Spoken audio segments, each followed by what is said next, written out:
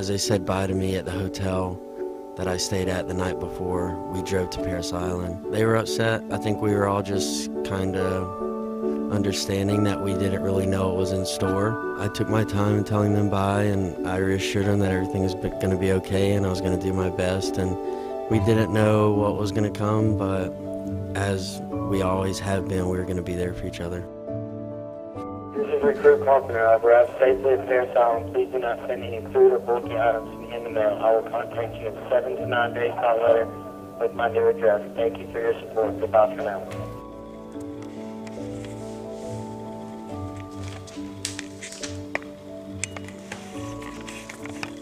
Okay, this is August the 9th.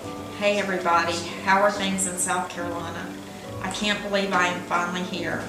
Let me just give you some details of northern Marcia. It gets about 115 to 125 during the hottest part of the day. Haha, it's kind of cool though, even though it's really tough and hot, we are all going through it together.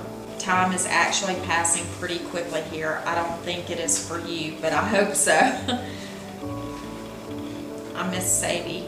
I tell everyone thank you for thinking and praying for me. Tell them I'm doing just fine. Before I forget, it's a weird feeling hugging a loved one for the last time and stepping onto a bus off of American soil and not knowing if you're ever going to return to give them another hug or tell them you love them. So as we pulled away out of the parking lot, it was just, we knew what our job was and where we were going and the risk involved, but it's still very hard and very surreal. We were at church, and after church we had gotten word that Nick, Kyle's buddy that was on the roof with him, had been injured, and so we knew that they were together all the time. You know, they would stand posed together, and we never check our answer machine and on our home phone. And so I went over there and punched the answer machine, and the message was on there. Tuesday, 12:09 a.m. Yes, this is Gunnery Sergeant Tartan, United States Marine Corps here in Quantico, Virginia. Sir, ma'am, if you would, if this is James and Robin Carpenter, please give us a call at your earliest convenience or as soon as you hear this message. Our number here, folks, is Robin was very upset, and I knew that I had to be strong. Okay, I had to, you know, start coordinating the travel to get up to Washington and just be strong for the entire family. I had to kind of prop them up. And, you know, nobody ever saw me cry, but they didn't see me in bed at 2 o'clock at night either. I remember opening my eye and I was on the 5th floor, the recovery floor at Walter Reed, and it was around Christmas time. And the first thing I saw in my first memory was looking up at my hospital wall, and I saw Christmas decorations and stockings that were hung. And so my first memory of waking up from being in Afghanistan was, yep, my mom definitely hung stockings on my hospital wall. She took over as absolutely my caretaker when I was injured. And from the moment I opened my eyes, she hasn't left my side since, and there's just not really words. I mean, she's my mom. I love her more than life itself, so. This card reminded me of you so much. You always had a cape on. Batman, Spider-Man, Superman. That's what you are now, Superman.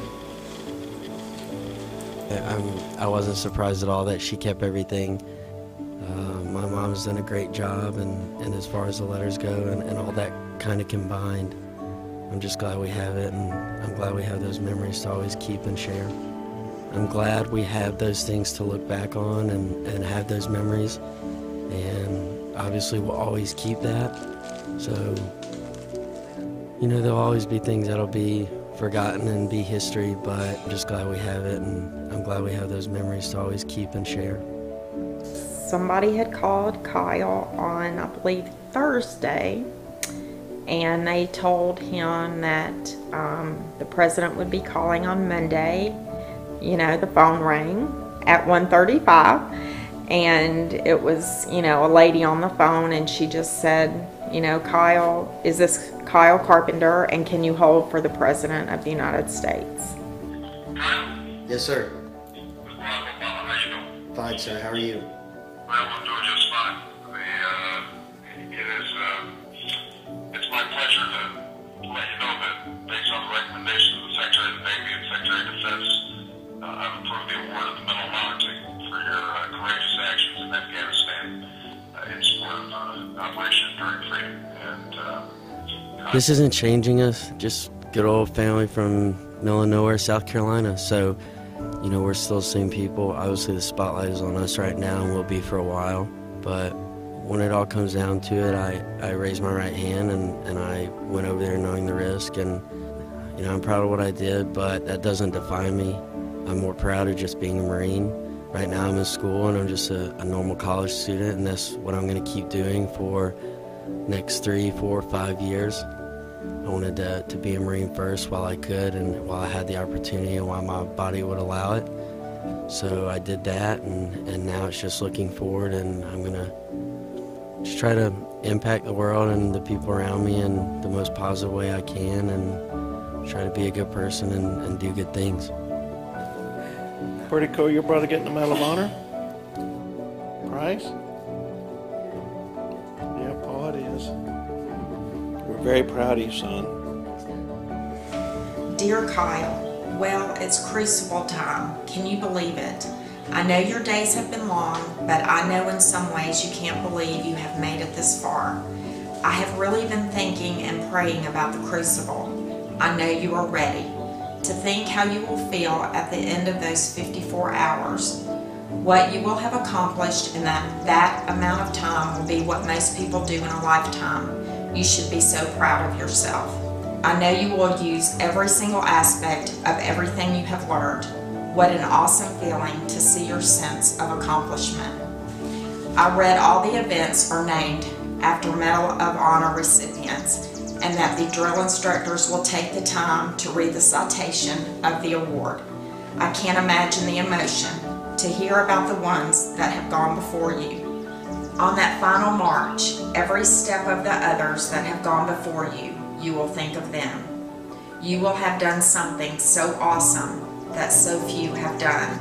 You will remember that march the rest of your life.